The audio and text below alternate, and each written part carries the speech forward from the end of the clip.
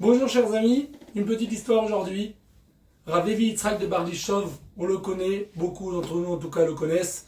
Un tzaddik qui était le Sanegorash à l'Israël, celui qui était toujours en train de dire du bien de Ham Israël. Voilà qu'un jour il était chez lui durant la fête de Kippour et ils avaient des niveaux, c'était des tzaddikim qui avaient un niveau tellement de Gdusha, ils comprenaient, ils savaient, ils sentaient quand les portes du ciel étaient ouvertes. Voilà il a senti du ciel il y avait un décret, Chas Shalom, un mauvais décret qu'il fallait déchirer. Il fait des prières, des prières, des prières, et il sent que ces prières ne suffisent pas. Et d'un coup, on lui dit, tac, il a compris du ciel, tous les mauvais décrets sur l'armée Israël qu'il y avait, ils ont tous été effacés. Il a fait des prières. Hachem, dis-moi, qui a réussi à faire tomber ce mauvais décret? On lui a dit, il y a un groupe de cantonistes. Les cantonistes, c'était des enfants qui étaient des enfants juifs qui avaient été pris par l'armée russe à l'âge de 7, 8, 10 ans maximum. Ils avaient été pris pendant 25 ans. C'était dans le but de leur faire oublier toute la Torah, les Mitzvot. Malheureusement, il y en a plein qui ont tout oublié, même qu'ils étaient juifs. Et ces cantonistes-là, c'était un groupe de cantonistes, bien sûr, après 25 ans dans l'armée, ils étaient pris à 5 ans ou à 6 ans.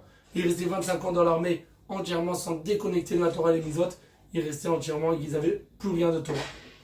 Il y a un groupe de cantonistes qui ont fait une prière, le minyan de Kippour. Il s'est dit, le Rav Levi Yitzhak de Bardishov, je suis obligé d'aller voir. L'année d'après, il est allé dans le groupe là-bas, là où il a su qu'il y avait un groupe de cantonistes qui faisait la prière. Et il a vu des gens qui n'étaient pas du tout au niveau que lui, il avait l'habitude, pas du tout au niveau de ses élèves. Vraiment, il s'est imaginé, mais eux, ils ont réussi à déchirer le décret, je n'arrive pas à comprendre. Et ils ont fait une prière. Bon. À la fin de la prière, il y a des gens qui ne faisaient pas toujours aussi bien de les mitzvot, qui ne connaissaient pas, qui faisaient presque rien. À la fin de la prière, il y a un des cantonistes, qui c'est le chef là-bas, qui s'est levé avant la prière de Neila. Il a dit à ses amis, vous savez maintenant, tout le monde est en train de faire une prière.